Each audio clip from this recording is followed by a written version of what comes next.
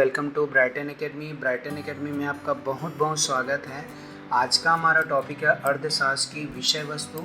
विषय वस्तु को ही विषय सामग्री भी कहते हैं। ठीक है बच्चों, इसे को इंग्लिश में सब्जेक्ट मैटर ऑफ इकोनॉमिक्स भी कहते हैं। तो अर्थशास्त्र की विषय वस्तु को समझने से पहले हम लोग यह समझेंगे कि ये विषय वस्तु का इम्पोर्टेंस क्या है। ठीक है जी, ये विषय वस्तु को समझना इतना ज़रूरी क्यों है। ठीक है, तो बिना इन विषय वस्तुओं को, जो ये 5 भागों में बांटा गया है, पहला हो गया उपभोग, उत्पादन, विनिमय, और नीचे जाएंगे तो और वितरण और राजस्व एवं सार्वजनिक वित्त, ये सभी पांचों को बिना समझे आप अर्थशास्त्र को समझ सकते हैं, इसकी कल्पना ही नहीं की जाती।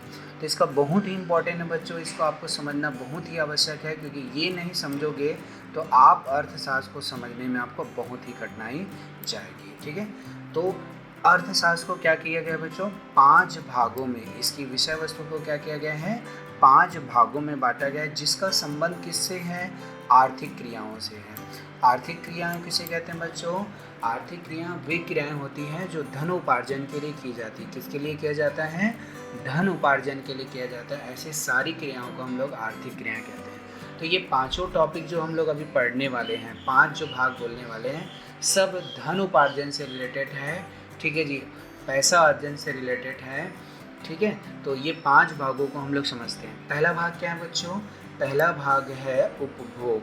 ठीक है, उपभोग का मतलब क्या होता है, सामान्य शब्दों में हम लोग क्या समझेंगे बच्चों, मानव अपनी आवश्यकताओं की संतुष्टि के लिए, मतलब उसकी पूर्ति के लिए जो भी वस्तु इस्तेमाल में लाता है, ठीक है जी, उसे ही हम लोग क्या कहते हैं, उपभोग कहते हैं। समझ में आ गया बच्चों, मानव अपनी आवश्यकताओं की पूर्ति के लिए जो भी वस्तु उपयोग में लाता है और उससे जो संतुष्टि होती है, उसी को हम लोग क्या कहते हैं, उपभोग कहते हैं। यहाँ पर कुछ और लिखा हुआ है, नीचे की तरफ जाएंगे तो मानव की आवश्यकताओं की पूर्ति के लिए वस्तु की उपयोगिता को नष्ट करना। मानव अपनी आवश्यकताओं की पूर्ति के लिए किसी वस्तु को इतना उपयोग में लाता है कि उसकी उपयोगिता क्या हो जाती है, मतलब वो उतना उपयोग के लायक नहीं रह जाता, या उपयोग के लायक ही नहीं रह जाता, और वो उसकी उपयोगिता क्या हो जाती है, नष्ट हो जाती है, उसी को उपभोग कहते हैं। जैसे कि आपने एक ब्रश लिया और ब्रश लेने के बाद उसे आपने कंटिन्यू इस्तेमाल किया, एक टाइम आया कि वो उसकी उपयोगिता क्या हो गई जी, अब उतना उपयोगी नहीं रह गया, मतलब उससे उतनी संतुष्टि हमें नहीं हो रही है उसको ब्रश घिसने से, तो हम लोग कहेंगे अब उसकी उपयोगिता क्या हो चुकी है, नष्ट हो चुकी है। किसी भी वस्तु को उपयोगिता का नष्ट होना ही क्या कहलाता है, उपभोग कहलाता है। ठीक है बच्चों, आगे बढ़ते हैं। सेकंड पॉइंट क्या है जी हमारा, सेकंड पॉइंट है हमारा उत्पादन। तो उत्पादन का मतलब क्या होता है बच्चों, मानवीय आवश्यकताओं की पूर्ति के लिए किसी वस्तु की उपयोगिता का सृजन करना। सृजन मतलब क्या होता है बच्चों, उसको बढ़ाना, मतलब किसी वस्तु को की उपयोगिता को बढ़ाना ही क्या कहलाता है, उपयोगिता को बढ़ाना ही क्या कहलाता है बच्चों, उत्पादन कहलाता है। जैसे कि कोई चूना हो गया, उसको हमने चौक में कन्वर्ट कर दिया, तो उसकी उपयोगिता हमने बढ़ा दिया, तो चूने को चौक में कन्वर्ट करने को ही क्या कहते हैं, उत्पादन कहते हैं। ठीक है बच्चों, उत्पादन के द्वारा हम लोग क्या करते हैं बच्चों, किसी का स्वरूप बदल देते हैं। स्वरूप मतलब उसका क्या कर देते हैं, आकार को बदल देते हैं। ठीक है, और इन सभी चीज़ों का उत्पादन करने के लिए हमें कुछ उत्पादन के साधनों की ज़रूरत पड़ती है। ये उत्पादन के साधनों को अगर अच्छे से समझना है बच्चों, तो इसका मैंने पहले से ही वीडियो बना लिया है, जिसका मैं लिंक आपको डिस्क्रिप्शन में दे दूंगा। ठीक है बच्चों, तो उत्पत्ति के साधनों के लिए हमें क्या क्या चीज़ों की ज़रूरत पड़ती है, अर्थात किसी भी वस्तु का अगर उत्पादन करना है तो उसके लिए हमें क्या क्या चीज़ों की ज़रूरत पड़ती है, भूमि की ज़रूरत पड़ती है, अर्थात कोई एक स्थान जहाँ पर किसी वस्तु का उत्पादन करना है। पूंजी की आवश्यकता होती है, पूंजी मतलब पैसे की आवश्यकता होती है। श्रम अर्थात लेबर अर्थात श्रमिकों की आवश्यकता होती है। साहस मतलब कोई भी उत्पादन का कार्य करते हैं तो उसमें क्या हो सकता है बच्चों, लॉस भी हो सकता है, तो उसको सहने के लिए कोई साहसी अर्थात व्यवसायी की आवश्यकता होती है। और उस उत्पादन को मैनेज करने के लिए, उत्पादन कार्य को कराने के लिए संगठन की आवश्यकता होती है, अर्थात कोई मैनेजर हो गया, कोई अधिकारी हो गया, इसकी आवश्यकता होती है। तो इन सभी पांचों के संयोग से ही, मतलब इसमें से 5 में से कोई एक भी वस्तु अगर हमारे पास ना हो, तो हम लोग उत्पादन नहीं कर सकते। तो उत्पादन के लिए ये पांचों चीज़ों की आवश्यकता हमें पड़ती है। अब थर्ड नंबर हम लोग देखेंगे बच्चों विनिमय। विनिमय विषय वस्तु में थर्ड नंबर पॉइंट है विनिमय। विनिमय मतलब क्या होता है बच्चों, किसी भी वस्तुओं की अदला बदली करना ही क्या कहलाता है, विनिमय कहलाता है। अदला बदली से तात्पर्य क्या है बच्चों, जैसे कि आप कहीं सामान लेने गए, सामान खरीदे, तो आपने क्या किया जी, आपने उसको पैसा दिया, उसके बदले उसने आपको सामान दिया। तो यहाँ पर किसकी अदला बदली हो रही है, पैसा और सामान की अदला बदली हो रही है। इसी को हम लोग क्या कहेंगे, विनिमय कहते हैं। इसी को क्या कहते हैं बच्चों, विनिमय कहते हैं। अब इसमें कुछ और लिखा हुआ देखो, कम उपयोगी वस्तु से अधिक उपयोगी वस्तुओं की अदला बदली को ही क्या कहते हैं, विनिमय कहते हैं। कम उपयोगी वस्तु का मतलब क्या हो गया बच्चों, जैसे दुकानदार के लिए उसके बाद जो सामान है वो उसके लिए कम उपयोगी है और उसके लिए पैसा क्या है जी, अधिक उपयोगी है। तो कम उपयोगी वस्तु के बदले वो क्या करता है, अधिक उपयोगी वस्तु को वो लेता है। मतलब अपने सामान को बेचकर क्या करता है, अधिक उपयोगी वस्तु अर्थात पैसे को लेता है। इसी को हम लोग क्या कहते हैं, विनिमय कहते हैं। क्या कहते हैं बच्चों, विनिमय। और ये विनिमय अर्थात अदला बदली कैसे होना चाहिए बच्चों, स्वतंत्रता पूर्वक होना चाहिए, स्वेच्छा से होना चाहिए। कोई जोर जबरदस्ती विनिमय अर्थात खरीदने या बेचने की कोई भी क्रिया है वो क्या होना चाहिए बच्चों, बिना किसी के दबाव या प्रेशर में होना चाहिए। ठीक है। और विनिमय करते ही समय हम लोग क्या करते हैं बच्चों, वस्तुओं का मूल्य निर्धारण करते हैं। ठीक है। अगर दुकानदार क्या करता है, अपनी वस्तु को बेचता है तो उसका कोई ना कोई मूल्य निर्धारण करता है ना, तो वो किस समय किया जाता है, विनिमय करते समय ही किया जाता है। ठीक है बच्चों, आगे बढ़ते हैं। नेक्स्ट पॉइंट, चौथा पॉइंट क्या है, उत्पत्ति के विभिन्न साधनों से मिलकर संयुक्त, मतलब अपन लोग चौथा पॉइंट क्या देख रहे हैं, वितरण देख रहे हैं। सॉरी, चौथा पॉइंट क्या देख रहे हैं, हाँ, तो अगला पॉइंट है वितरण। क्या है बच्चों, वितरण।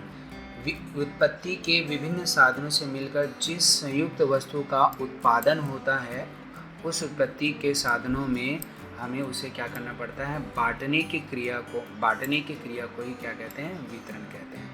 आपको कोई भी पूछे कि वितरण क्या है, तो शॉर्टकट में क्या बोलोगे, बांटने की क्रिया को ही वितरण कहते हैं। तो यहाँ पर ये क्या लिखा है बच्चों, जो भी हम लोग उत्पत्ति के साधन का इस्तेमाल करते हैं, अब उन साधनों के द्वारा क्या होती है बच्चों, उत्पत्ति होती है। उत्पत्ति होती है, किसकी उत्पत्ति होती है, पैसे की।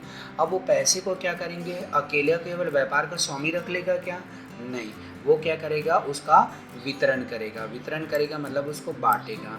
ठीक है जी। तो कहाँ कहाँ बांटेगा, भूमि के लिए वो लगान देगा, जैसे कि हम लोग घर का टैक्स देते हैं वैसे ही वो कंपनी का टैक्स वगैरह देगा, जिस भूमि पर वो क्या कर रहा है, व्यवसाय कर रहा है। श्रमिक को क्या देना पड़ेगा, मजदूरी देना पड़ेगा। साहस अर्थात साहसी मतलब क्या हो गया जी, व्यवसायी जो कंपनी में पैसा लगाया है उसको क्या देना पड़ेगा, लाभ देना पड़ेगा। पूंजी के बदले क्या देना पड़ेगा, ब्याज देना पड़ेगा। अगर पूंजी क्या किया गया है, लोन के रूप में कहीं से लिया गया है, तो उसमें क्या करना पड़ेगा, उसके लिए उसको ब्याज देना पड़ेगा। मतलब जो भी हम लोग क्या कर रहे हैं, वितरण का मतलब क्या हो गया बच्चों, कि जो भी हमारे पास पैसा आ रहा है उसको हम लोग किन चीज़ों में वितरित करेंगे। तो पहला मैंने क्या बताया, लगान में वितरित करना है, अर्थात भूमि के लिए लगान अर्थात टैक्स देना है। मजदूरों को, श्रमिक को क्या देना पड़ेगा, मजदूरी देना पड़ेगा। व्यवसायी को क्या देना पड़ेगा, व्यवसायी बोले तो या साहसी बोले तो व्यवसायी, ठीक है जी, व्यवसायी को क्या देना पड़ेगा, लाभ देना पड़ेगा।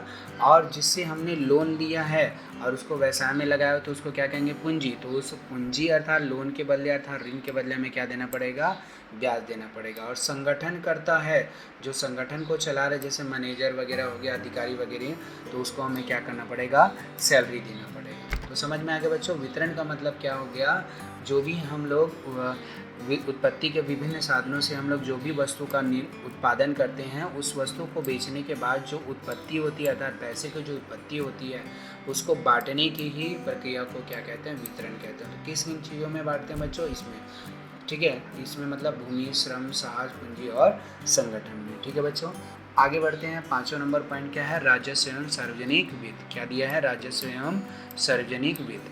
अर्थशास्त्र में 5वां भाग जो है या 5वां विभाग है वो राजस्व है। ठीक है। राजस्व मतलब क्या हो गया बेटा, सरकार के जो भी आय या व्यय अर्थात उसके खर्चे हैं और आय हैं, इसका बजट बनाते हैं। ठीक है जी, या सरकार के जो भी ऋण वगैरह हैं उसके बारे में हम लोग को अध्ययन करना ही किसके अंतर्गत में आता है, राजस्व के अंतर या सार्वजनिक वित्त के अंतर्गत आता है। मतलब सरकार क्या करती है जी, जो भी उसके पास टैक्स के रूप में पैसा आता है या बहुत सारे साधनों से उसके पास जो भी पैसा आता है उसे राजस्व कहते हैं, और उन राजस्वों को क्या करता है जी, वो विभिन्न कामों में इस्तेमाल में लाता है, जैसे स्कूल बनाना या कॉलेज बनाना या रोड बनाना। तो उसमें उसके आय और व्यय का अध्ययन करना या उसके द्वारा ऋण का अध्ययन करना या उसके द्वारा बनाए गए बजट का अध्ययन करना ही क्या कहलाता है, सार्वजनिक एवं राजस्व के अंतर्गत आता है। ठीक है, समझ में आ गया बच्चों। राजस्व का मतलब क्या हो गया है, जो भी सरकार के पास विभिन्न प्रकार की क्रियाओं करने से जो भी उसके पास इनकम आता है उसे हम लोग राजस्व कहते हैं, और उस राजस्व को वो किस प्रकार से खर्चा करता है, किन किन चीज़ों पर खर्चा करता है, इन चीज़ों का अध्ययन करना ही क्या कहलाता है, राजस्व के अंतर्गत आता है या राजस्व कहते हैं। ठीक है बच्चों, तो अर्थशास्त्र में हम लोग इसका भी अध्ययन करेंगे। टॉपिक आप लोग को अच्छे से क्लियर हुआ होगा तो प्लीज़ मेरे चैनल को सब्सक्राइब कर लीजिए और बेल आइकन को प्रेस कर दीजिए, और वीडियो अच्छा लगा होगा तो आप लोग उसको शेयर भी कर सकते हैं। ठीक है बच्चों, थैंक यू।